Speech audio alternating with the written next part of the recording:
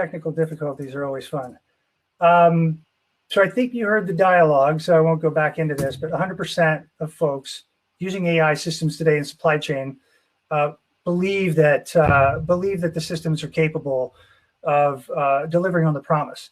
But at the end of the day, 82% of those folks, again, almost all, said they were experiencing frustrations, and specifically during the pandemic, when it came to AI-generated predictions and recommendations for decisions. So you have a on one hand, belief is there, but the reality is such that the technology still has a long way to go to deliver on that promise.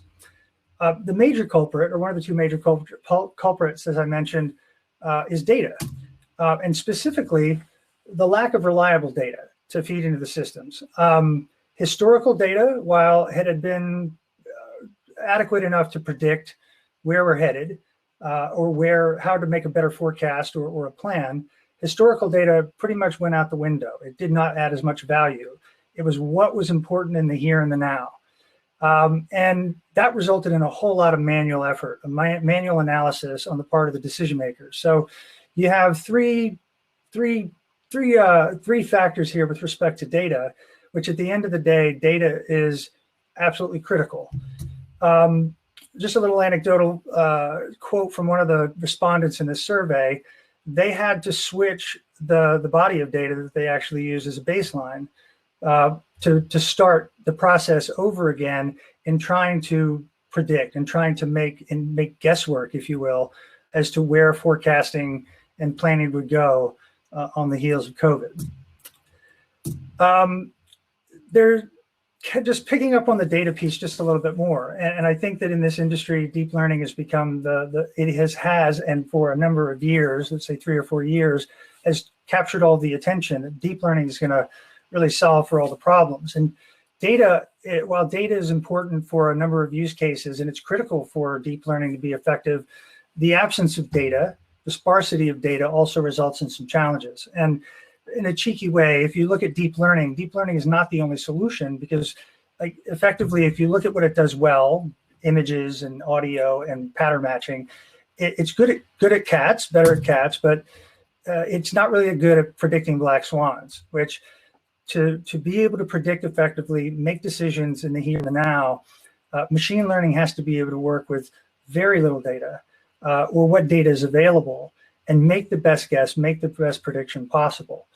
Both sides, standard machine learning and deep neural networks, they both have very strong use cases in their respective areas, but really what you need is the ability to work with or what data you have available so you can actually make those actions.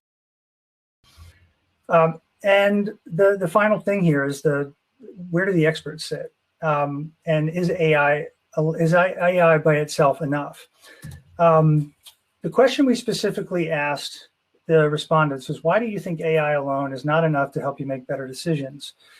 And the comments were varied, but they all kind of gravitated toward a single point, and that was the human embodies knowledge and expertise that the AI simply cannot capture, whether it's intuition that can't be replicated by a machine, that there will always be events that a machine can't predict. I mean, it will not be 100% foolproof. If you have expertise that has been developed for a number of years, and that expertise that is critical to decision-making that is not captured in the modeling of the forecasting, and being able to take that expertise and make it part of the body of data that resulted in a proper forecast model, that is certainly going to be a shortcoming. And then the historical data, while it is helpful as an indicator, it is not the only solution to solving the problem or to making a good prediction. So it's very clear that the individuals who see AI as having promise also think that it's going to need them. And at the end of the day, it is the expert that needs to make the decision and be empowered to do so. And then we'd asked another question. What do people want most from AI systems? So this is a broader question about what do they want and what could they be doing outside of that? Specifically, how can AI help them do their job more effectively? The first response, which was the number one, was if AI could generate a forecast and I can modify it with my own judgment, great. Still very much in the AI and people collaboration. To be able to teach the AI if historical data is unreliable and be able to make that annotation and have the AI learn from that unusual or anomalous event so that if something comes along in the future that they'll be able to predict better. There's a constant drumbeat of automating time-consuming and manual tasks. There's still a great deal of data aggregation analysis that is manual. And the promise of AI to be able to make that automated over time still sits there. And that potential is still very great. And then being able to show the AI what data was impacted on a forecast. So all of this leads back into either the expert combining their expertise and knowledge with the AI algorithms, or the AI also helping the expert become smarter, focus more on strategic planning and less on the day-to-day kind of manual task work. So quite a bit that could be learned and quite a bit of improvements that can be made overall in how AI systems bridge that gap and solve the problem for an expert. So if we look at really at the end of the day, what is it that makes, what are the right ingredients, for lack of a better term, for closing the gap between people and AI? There's three factors.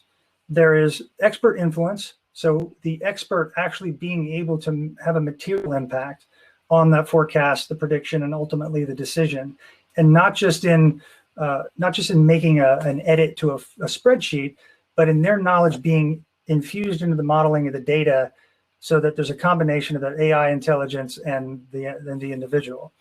Explainability in a sense that the expert needs to trust and understand why a prediction was made, why a recommendation has